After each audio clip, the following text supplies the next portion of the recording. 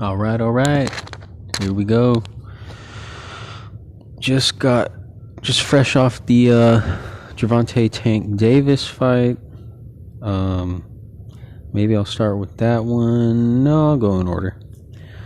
Okay, so the review of, and I'm not going to review every single fight, because one, I didn't watch every single fight, but two, I was kind of picky on this UFC card.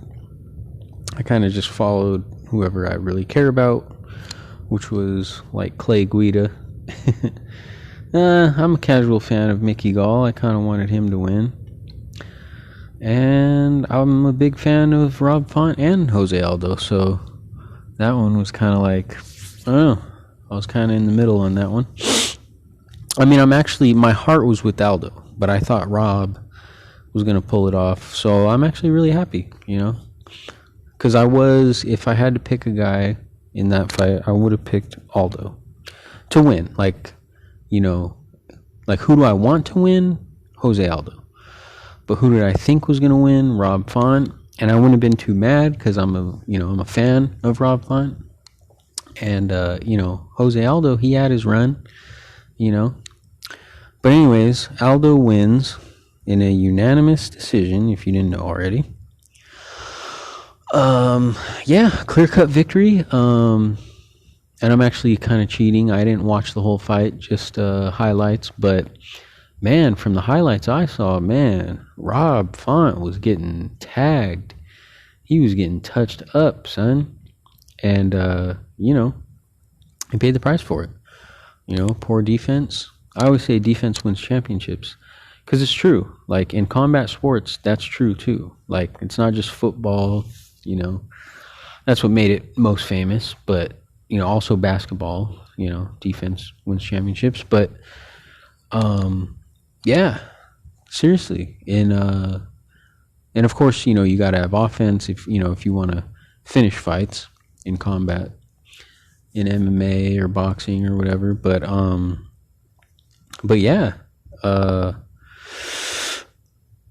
hats off to Aldo. He's turning back the clock because he's super old in MMA years. And, he's really not too old in regular, reality years, in human years, regular human years. 34. I think he's 34 years old, yeah. But, yeah, in MMA years, he's just got so much mileage on him. And, but, man, he beat a young, hungry Rob Font, and that's pretty damn impressive, man. He beat him clear-cut, too, unanimous. There's no controversy. But I'm definitely going to go back and watch the fight. I'm kind of a horrible podcaster for that. Seeing as how when you do a podcast on a fight, a review, you got to watch literally all the fights. You got to study them, know every single nuance and every single little detail. But Oh, and also Rafael Fiziev. Yeah, I kind of like that guy. I'm kind of becoming a fan of his. He's pretty badass. And he had a crazy spinning wheel kick KO in the third round, too. And that was actually on the top of my to-do list to watch. So I really screwed up by not watching that yet. I mean, I seen just a quick clip of it, of course. But I want to go back and watch. Yeah, watch the whole fight, actually. Usually, well, not usually, but sometimes I just fast forward to the, brutal KOs or finishes, whatever they are. But yeah, man, really excellent fights. Some good finishes, some KOs. Got a couple of KOs, TKO. Oh, wow. Oh, that knee bar too. Okay, that was pretty damn awesome. That was pretty badass. Claudio Pajules got a phenomenal knee bar in the third round too on Chris. I cannot say that last name for the life of me, but Gratuzemarcher. John Anik was saying it hella good, and I forget how he said it. Like, he said it all nonchalant. Gratutzemacher. I think that's what it is. Gratutzemacher. Anyways, he got knee barred. And, you know, of course, I'm still, you know, I never got a belt. Well, I'm a white belt. But I'm experienced enough to know that you kick off the butt. Anytime you defend the knee bar, and, you know, I kind of have to show you, maybe I should start doing video podcasts, but but you got to kick off the butt. Like when someone grabs your knee, because it's kind of like an arm bar, right? Those of you that kind of know jiu-jitsu a little bit. So you get the leg like an arm bar, kind of, right? And what I do to defend it is I take my heel and I put it on your butt, and I just absolutely kick with all my might, because our legs are 8 to 10 times stronger than our arms. So when you kick with all your might like that, 9 times out of 10, you're going to get out of there. You're going to get free. You know, but he got too comfortable. It's just like Michael Bisping said on that fight.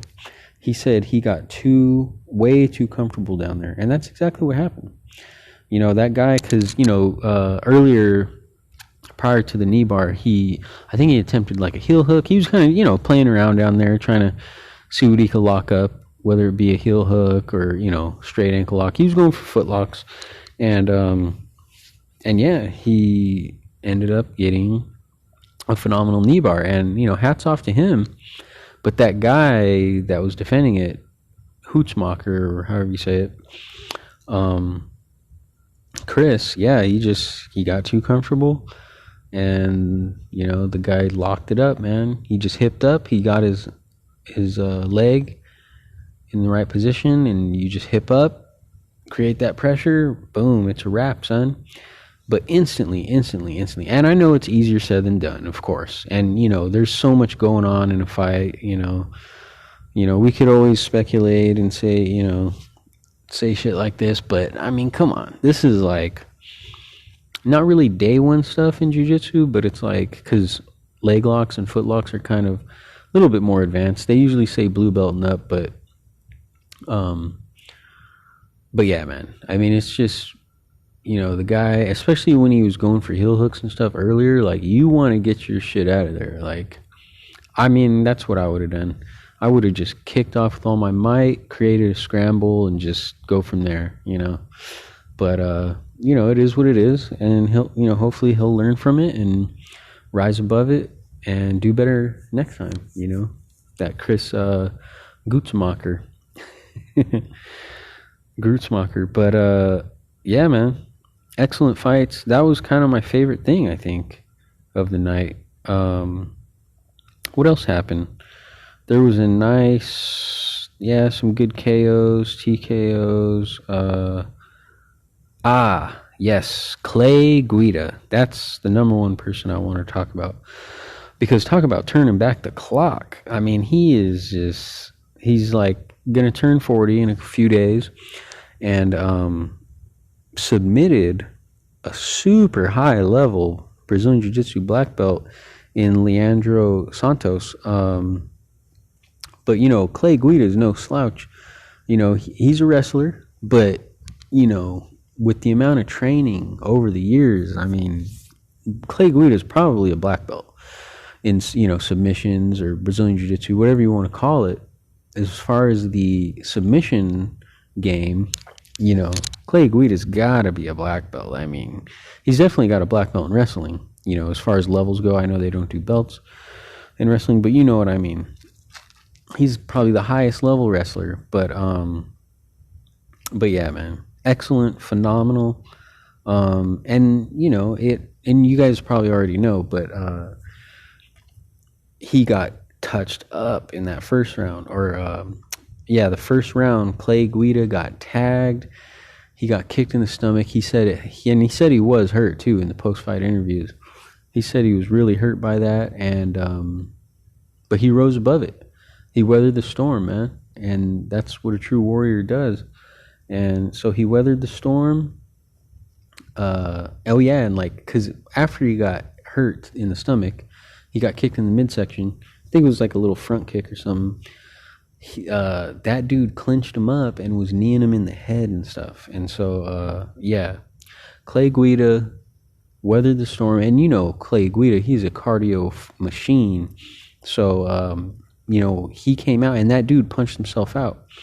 Leandro Santos, he threw everything but the kitchen sink at Clay Guida, and we all know Clay Guida does not go down easy. So yeah, man, punched himself out. Clay Guida just attacked, stayed on him, took his back, took him down, and just absolutely choked him. It was phenomenal, so beautiful, and I'm so happy for him because he's a Team Alpha Male guy, and I'm a diehard Uriah Faber fan, and that whole camp, man. I've always been a big fan of those guys. I love what they're doing out there.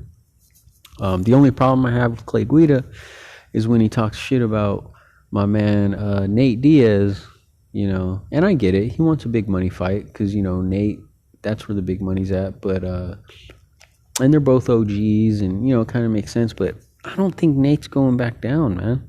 I really don't see Nate going back down to 155. But we'll see what happens. So, yeah, that was really, really phenomenal for Clay Guida. I'm happy for him. I'm a big fan. I'm a diehard fan. And I'm a fisherman too, so I love how he's a diehard fisherman because I'm a diehard fisherman. But so that was my highlight of the night, the knee bar by Claudio Pajulias, I don't know, and Clay Guida, man. But Clay Guida the most because I'm a diehard fan, and Aldo because I'm an absolute, these are the last OGs, just like I always talk about, man. Clay Guida. He's the last OG, former Strikeforce world champion, lightweight champion over there. And Jose Aldo. Jose Aldo's a WEC guy, man. He was back. That's when I was really into MMA, like hardcore, was the WEC days, man. I mean, I've been a UFC and just MMA fan in general since like early 2000, man. Like 2001, easily. Probably 2000, and even in the 90s. Like, I mean, I was a little bit too little, but I remember watching it because my dad's, like my dad's friends or whatever, their kids were watching it in this Filipino household back in Santa Clara. This is way back, like late 90s easily. Like, this had to have been 98, 96, but they were watching this, cage fighting, and I was just like, damn, what is this? Because I was into WWE, well, WWF at that time, and I was like, man, I love WWF, but this shit right here is real. Like, these guys are really, they're locked in a cage, and they're really, like, damaging each other. Because, WWE, I always knew it was fake, I mean, I knew, some shit's real, of course, like the chair. I mean, the chairs these days are so brittle. I watched a little clip or something online, but the chairs back then were like real steel chairs. It seemed like it anyway. I'm sure they were a little softer, but not just that, but like Mankind, getting choke slammed through like some shit is so real. But of course, I knew it was all scripted and stuff like that. But anyways, sorry, kind of went off on a side tangent. But Jose Aldo, where's he gonna go from here? That's the big question. Because, I personally don't want to see him and Peter Yan go at it. That's just me personally. But I think, right, Aljo and Peter Yan, they got to fight, right? They have to at this point. Because Peter Yan, he just beat the hell out of Corey. Corey had his moments. But yeah. So he's got to fight Aljo, and then...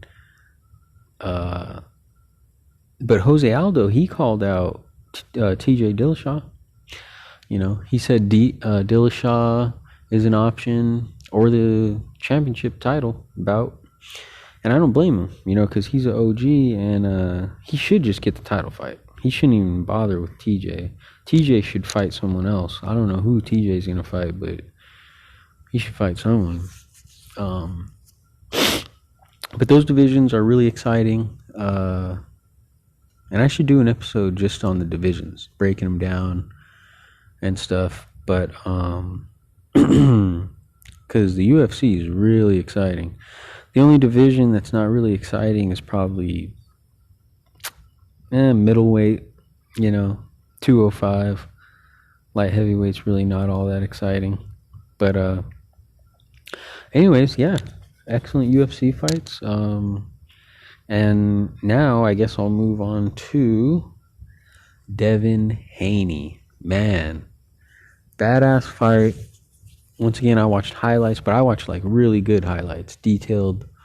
I watched a couple of different videos, but what was I gonna say?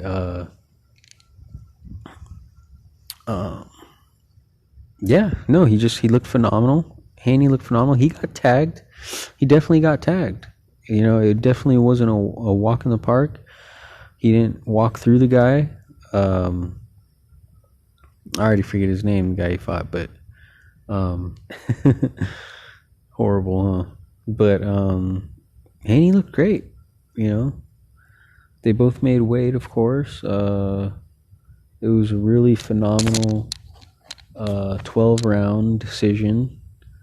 He clearly won. Devin Haney did. And with that said, things are heating up now, because Haney won. And I'll get to the Tank Davis fight as well. But, sorry, JoJo Diaz. No disrespect. JoJo Diaz did his thing too, man. Like I said, he tagged him a few times. But Haney, man, he's so slick. He's so slick, man. And he's got power too. But shout out to JoJo Diaz. He's probably gonna fight this guy that just fought Tank Davis that lost. Isaac, what's his name? Isaac Cruz. So yeah, I really want to see. If I could choose, I would say. Okay, I guess I'll get to that in a second. But that's pretty much all I'm gonna say about the Haney fight. Is that he looked phenomenal. To me, it was a unanimous victory. I think what's his name was pleading his case though. JoJo, he was pleading his case like, it could have been a draw, or I don't know if he said that, but no. But actually, I take that back. I think, well, the fighters always do that, I mean, if it goes decision, they're gonna say, "Whoa, what the hell, man? I got robbed," just to kind of sell to sell their what do they call it? If someone's got kind of like some pool, not real estate, just them as a company, their brand, they got to brand themselves. So, but no, every boxing fan knows Devin Haney, clear victory. But that guy had his moments. He definitely tagged Haney. We don't usually see, and that's why he's getting criticized. Tank Davis is getting criticized too, because Devin Haney was supposed to walk through that guy. Didn't happen. Went 12 rounds. He got tagged a few times. So it is what it is. But he got the W, and that's the most important. Now, Tank Davis. Tank Davis is getting scrutinized even more so compared to Devin Haney, because supposedly he was supposed to really walk through that guy. Tank Davis was. But apparently Tank Davis broke his hand or something. He injured his hand pretty bad in the 6th round, so I believe it was his left hand, so he couldn't throw it as good. So, that definitely played a factor. But no excuses, man. But he got the W. That was a clear W. Now, that dude definitely said, and even Kambosos, because Kambosos was in the crowd. He was watching. And, he said that it should have been a draw. I don't know if he's just talking shit or if he really means that. I think I watched it. I actually the video I was watching kind of cut out, screwed up. So I think I missed the last 2 rounds. But again, Isaac Cruz, man, he definitely had his moments. So, it was no walkthrough. Tank Davis is getting criticized, but man, it's all part of the game. Like, sometimes you have to, face adversity, and you got to rise above it, overcome it, and that's what he did. If he truly did injure his hand, which, it kind of looked like he did, I mean, and I don't think he'd lie about that. I think that he definitely did. But something, I don't know. Tank Davis, he did seem off, though. And even in the post-fight presser, like, he was kind of like, in the post-fight interviews and stuff, like, he wasn't, I don't know. It was really weird. And this is just, my opinion, but it seemed like he was more in his last fight against, I think it was Santa Cruz, right? Yeah, I think that was his last fight. And he knocked the guy out. But, yeah, really weird. Because, like, in that fight, he seemed, like, really excited and just super positive energy and, very just positive. And then, and good vibes. But this one was just kind of like, I don't know. He was like, got the job done, blah. I don't know. Well, it's going to be very interesting to see his next fight. And, of course, he talked shit, and said Haney and, and all those guys, all those other contenders. He said they're all light work, like Gambosos Jr. He mainly said those two were light work, Haney and Gambosos. And then also Ryan Garcia, but I don't know, man. That division is so exciting right now, and I want to see them all fight each other. But yeah, okay, so I'll get to that now. Who do I want to see fight in that division? Man, there's so many phenomenal matchups. I think I want to see Haney and Tank. Yeah, Tank Davis and Devin Haney. I'd like to see that one, man. And then we'll see Lomo fights. I'll have to do a review on that one too. Lomo fights in a week, I think. Either next week or the week after that, but I think it's next week. And that's going to be interesting. So then if Lomo wins, he should fight Ryan Garcia. There it is, man. And then you got the losers bracket. You could have Teofimo Lopez fight, who knows? Maybe this guy, or, one of these guys that just lost. Isaac Cruz or, whoever, man. Any of those guys, man, it's going to be fireworks. I'm excited. Oh, yeah, and then the co-main event, Fundora. I didn't watch that. But Fundora won unanimous decision. That was on the Tank Davis card. He's exciting. He's got a lot of hype behind him. And I kind of slept on him. Probably right after this podcast, I'll probably go back and either try to watch his fight or that he fought tonight, or, well, I'm definitely going to watch his highlight reel. I gotta do some homework on him because he's got a lot of hype. That Fundora guy, supposedly he's supposed to be really phenomenal. And, he's a bigger guy. He's calling out Charlo and all these other guys. But boxing is exciting right now, man, because we also got Nico, I forget his last name, but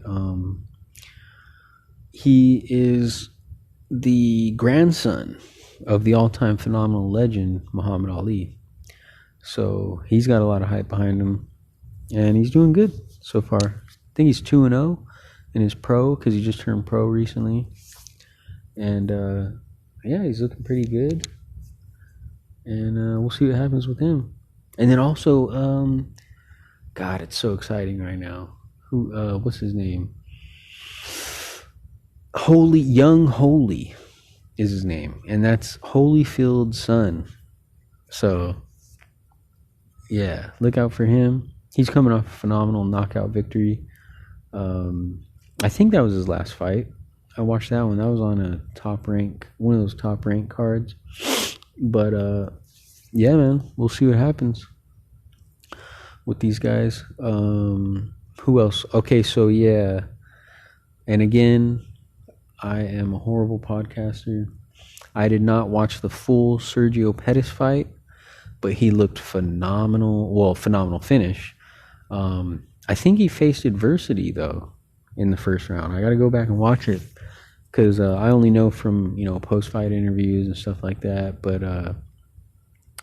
But spinning, it was really dope too how he set it up, how he did it. Well, I mean, he really didn't set it up; he just threw it. But so what happened was he actually went for a spinning wheel kick, and he missed that completely. I mean, actually, I think he slightly missed it, but like he kind of threw with all his might to knock the guy out. That missed, and then he came back around with the spinning back fist, and then he landed that absolutely flush on the guy. I think the guy is a Japanese dude. Don't know too much about him, but landed that the spinning back fist, which was his backup plan. Always have a backup plan, right? That's a good saying too in combat sports and pretty much all sports. Always have a backup plan. And he threw his backup plan, it landed flush, knocked the guy clean out, and he went over to throw more punches, but the guy was so out of it he didn't even have to. He just walked away. It was like, yeah, it was a walk-off KO. But yeah, really happy for him. Because I've always been a big fan of the Pettis brothers, and Sergio as well. Now, a couple of fun facts about Sergio Pettis. I believe he is the only fighter to go from the UFC to Bellator and not lose yet. So he hasn't lost yet, and he may lose in the future. I don't know. I don't have a crystal ball. But so that's really exciting, in my opinion, how he hasn't lost yet. Because usually every guy loses, and vice versa. Guys will go from Bellator to UFC and end up losing, just like Michael Chandler and all these. I mean, I could name a ton of them. Of course, you got Ben Askren, right? But anyways, so yeah, I don't know if it's like curse or something. There's some kind of curse, but Sergio is the only one so far to break that curse. Has not lost yet. And another fun fact about Sergio Pettis is he is officially a true champion because he won the title his last fight, and now he successfully defended it. So mad props to Sergio. Really awesome dude, man. And, he's a cool guy. I mean, I only know from, it's not like I know him, but according to interviews and I've seen him in podcasts and stuff like that. But yeah, so big up, man. Big shout out to Sergio, Tank, and Haney. And man, and thanks to the boxers for bringing back boxing, man, making it exciting again.